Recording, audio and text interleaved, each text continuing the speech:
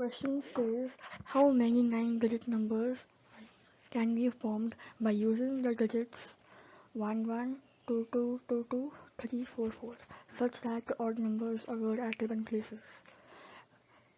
A option is 160, 175, 180, 220.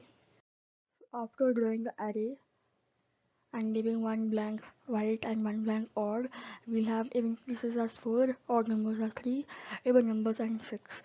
So after using the combination formula, we'll end up having 4 is 3 into 3 factorial upon 2 factorial into 6 factorial 2 factorial.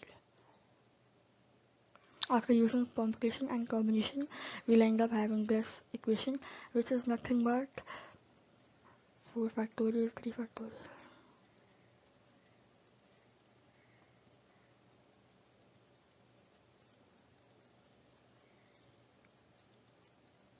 Which is 1545. So 180.